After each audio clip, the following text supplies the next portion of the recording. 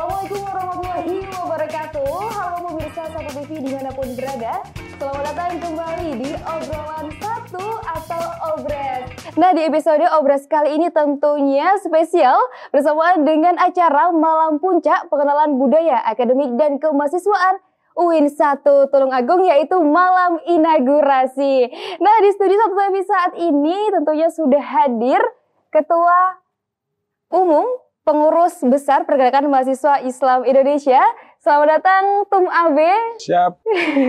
Saya panggilnya Tum Abe aja ya. Ketum Abe nggak apa-apa. Iya, jadi untuk nama asli dari Tum Abe ini merupakan aslinya Muhammad Abdullah Syukri. Abdullah Syukri, berasal dari Cirebon, Jawa Barat. Waduh, dari Cirebon, Jawa Barat nih. Datang khusus ke sini spesial. Waduh, selamat buat datang penutupan Tum Abe. PBAK UIN 1. Ya, selamat datang Tum Abe di Kampus Dakwah dan Peradaban. Siap. Terima kasih Mahir. Karena saya penasaran.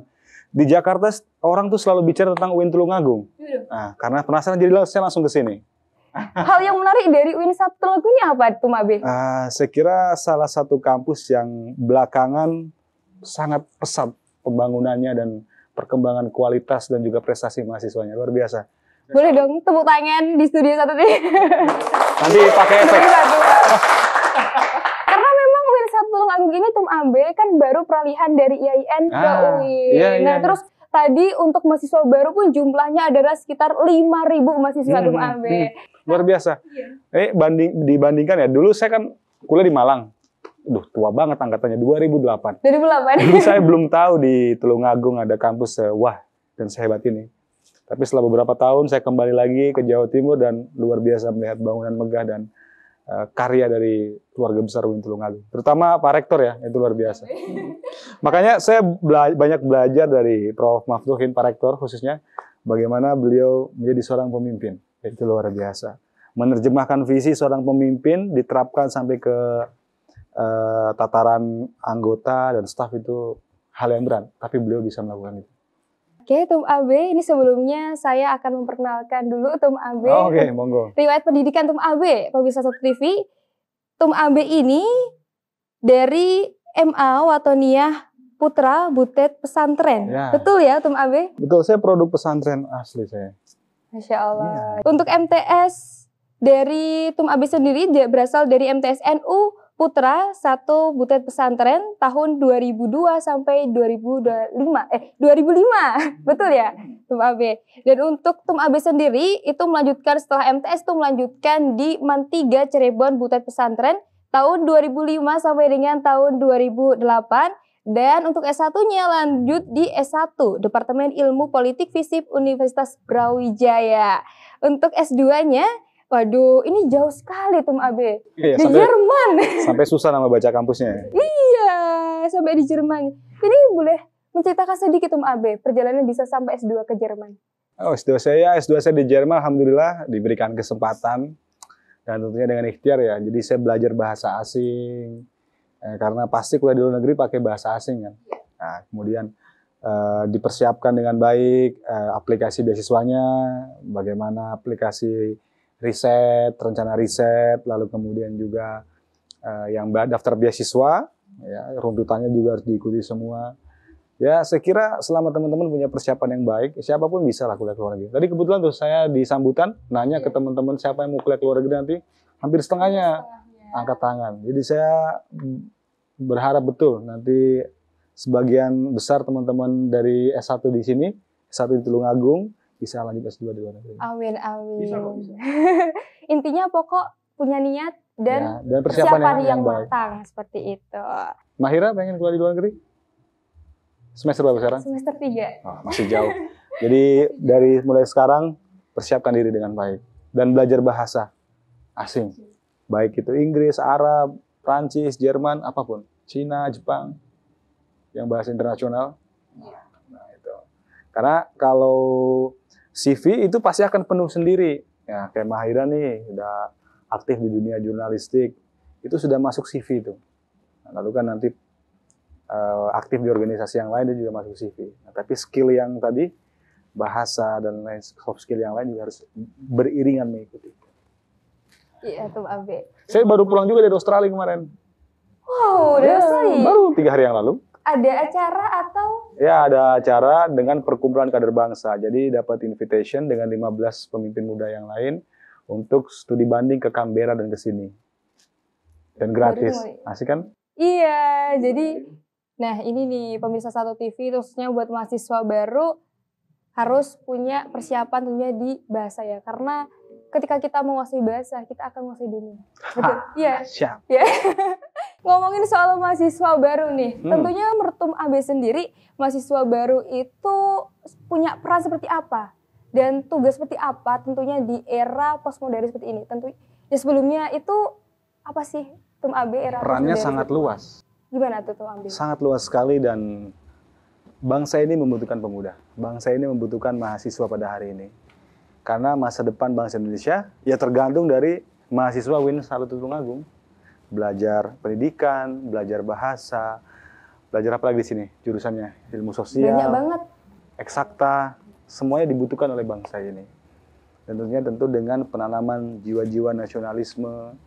Kemudian juga karena kita kampusnya UIN, Islam, negeri, maka kita juga punya moral, punya nilai dari Islam. Ahlussunnah wal Jamaah Nahdiyah. Bagaimana kemudian Islam bisa menjadi nafas bagi pembangunan bangsa ini. Tentunya ditunjang dengan kemampuan sahabat-sahabat teman-teman mahasiswa di berbagai macam sektor. Tidak semua saling membutuhkan, tidak satu atau dua jurusan saja, semua saling membutuhkan. Pendidikan, eksakta, teknik, ekonomi, semua saling membutuhkan. Dan itu bergantung teman-teman pada akhirnya. Gitu. Kalau untuk cara sendiri, Tum AB, cara untuk mahasiswa itu menghadapi di era postmodern seperti ini? Ya, jadi teman-teman harus, eranya hari ini kan era kolaborasi. Iya, benar. Jadi teman-teman tidak bisa berjuang sendiri. Teman-teman tidak bisa sukses sendiri. Harus bersama-sama dengan orang lain, harus bersama-sama dengan teman. Harus bersama-sama dengan siapapun yang mensupport kita. Jadi harus berkolaborasi, karena hari ini networking ya. Jejaring teman-teman sudah bisa mengembangkan tidak hanya dengan cara manual, tapi juga dengan sosial media dan lain sebagainya. Bagaimana kemudian kita bisa melakukan membangun jejaring tadi untuk mensupport apa kegiatan kita. Saya mungkin bisa melakukan banyak hal, tetapi tidak bisa sendirian. Pasti juga butuh pihak yang lain. Juga pihak yang lain pasti juga membutuhkan pihak lain. Jadi harus berkolaborasi dan berjejaring dengan baik. Lalu kemudian yang kedua juga harus meningkatkan literasi. Nah, bagaimana kemudian pada hari ini semisal orang punya media sosial semua. Dulu media sosial itu sumber informasi, tapi hari ini bagi saya sumber disinformasi. Banyak informasi yang salah berada di sana. Nah, kemudian bagaimana literasi ini bisa dipahami teman-teman dengan baik, wacana-wacana, juga bagaimana menggunakan teknologi-teknologi sehingga bertanggung jawab, baik untuk dirinya maupun orang lain. Jadi tidak semuanya hal yang bersifat modern atau di era postmodern dan lain sebagainya itu baik. Semua ada dampak positif dan negatif tergantung bagaimana kita menyikapinya. Nah, tadi ketika ada teknologi, teknologi bisa dibuat jahat, ya kan? Tapi kalau kita buat baik dengan teknologi, bisa.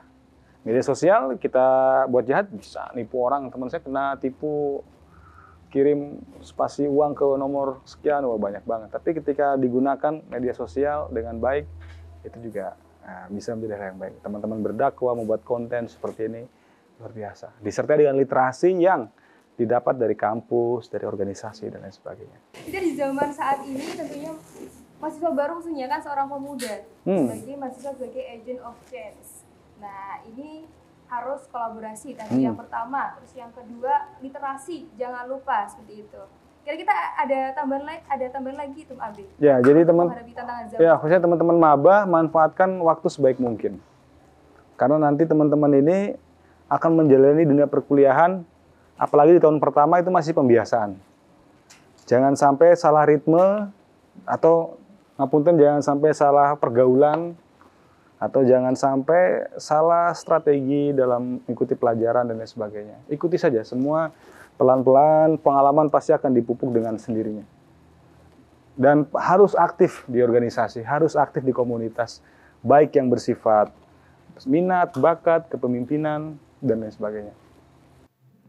Ya, baik Tum AB. Nah, ini kan mahasiswa baru juga disebutkan bahwa biasanya kalau saya sendiri ya, Tum AB sebagai mahasiswa baru dulunya itu masih agak terbawa dengan siswa.